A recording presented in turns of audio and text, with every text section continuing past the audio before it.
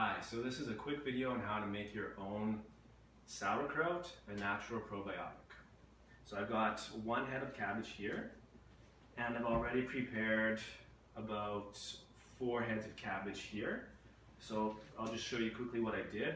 First, you're going to take off the outer layers, and you're going to throw these away.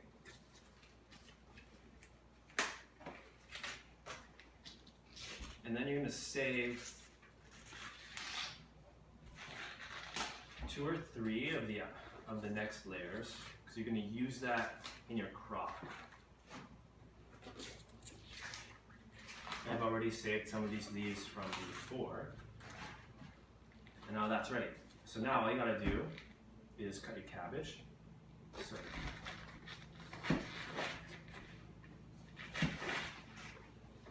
I usually like to cut it in half, and then I like to cut rid of this. Like that. Get rid of the stem.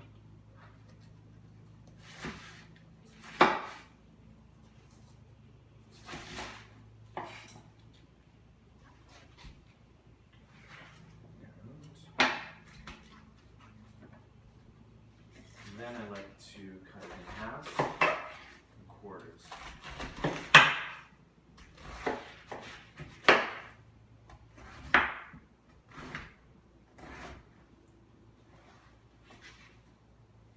And from here, I like to just dice it like so.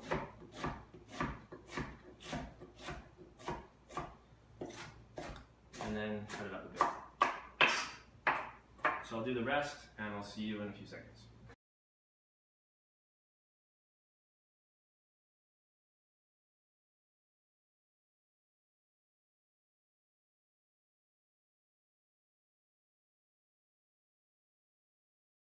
Okay, so the normal recipe calls for about 10 to 12 average sized cabbages.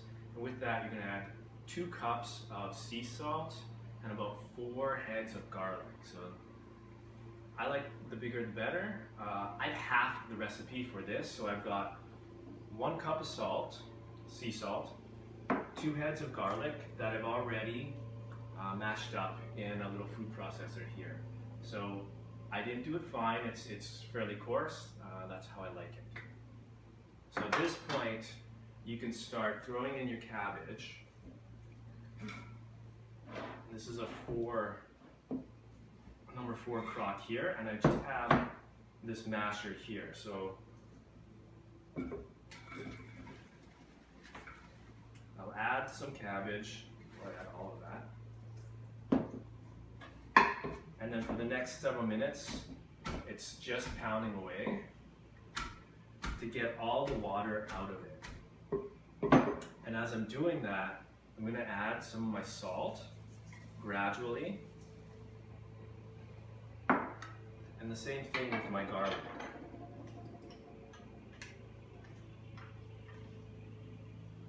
And I'm just going to keep doing that until it's all done. At the same time, I've already pre-made sauerkraut that this is about after 3 weeks of fermentation. So just to speed things up, I'm going to add some of this too, so that doesn't have to ferment as long. So when everything is said and done, it'll be ready in 2 to 3 weeks.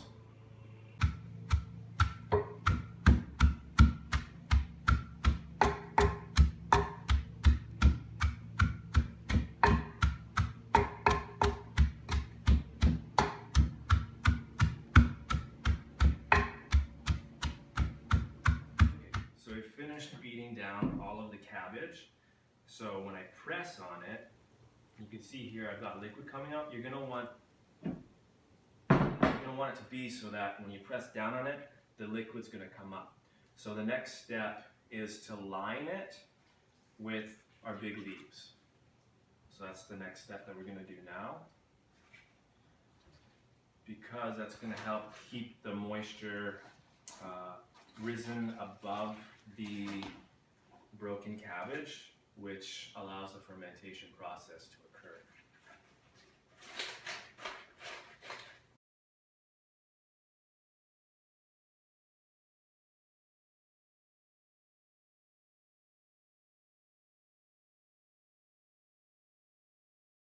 Okay, so I finished packing with the leaves on the top. So now it's just a matter of making sure that the juices stay above the surface so that the fermentation will continue and then we don't get mold or any growth.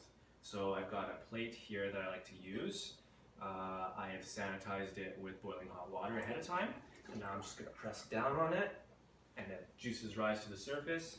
And then I've got some weights here, and I just used old coins put into these jars that I've also boiled, so making sure that they're sanitized. And that just keeps pressure down on the plate so that there's an equal amount of juice above the surface. And then all I have to do from there is add a towel. If you don't have a proper lid, which I don't, and then you just add a plate that fits the rim, and now another towel. Now it's important not to have it's important that I didn't seal it because gases have to come out as the fermentation process continues.